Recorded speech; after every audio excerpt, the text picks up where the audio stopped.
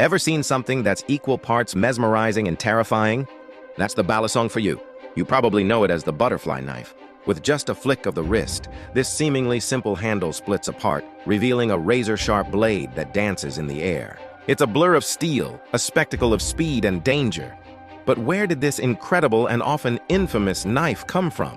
Most people think the Balisong is a modern invention, something straight out of an action movie. But its roots dig deep into the history of the Philippines. The story goes that it originated in the Batangas region, a province known for its skilled blacksmiths.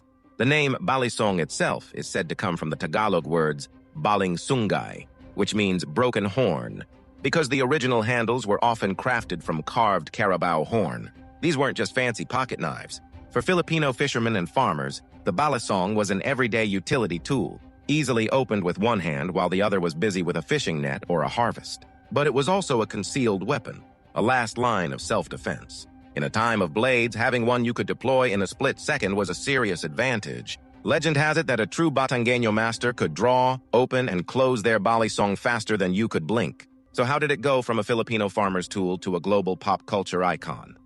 We can thank World War II for that. American soldiers stationed in the Philippines were captivated by the knife's unique design and the flashy opening techniques, what we now call flipping. They brought them back to the States as souvenirs, and the butterfly knife craze began. It started showing up in movies and video games, becoming the ultimate symbol of a cool, dangerous rebel. But this fame came at a cost.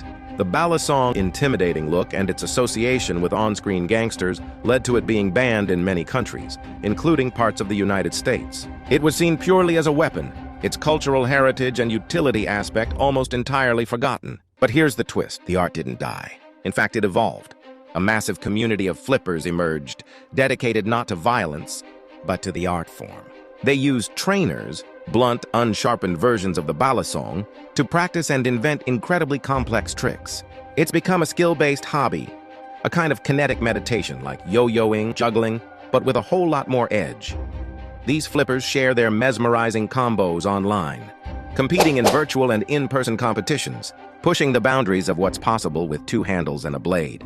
So, Balisong is a story of transformation, from a practical tool to a weapon of self-defense to a feared symbol, and now to an object of mesmerizing art and skill. It is a perfect example of how an object's meaning can change completely depending on the hands that hold it.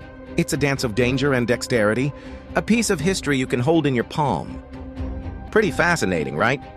What do you think about the Balisong? Let me know in the comments. And if you enjoyed this dive into the story behind the blade, do me a favor and hit that like button and subscribe for more hidden histories. See you.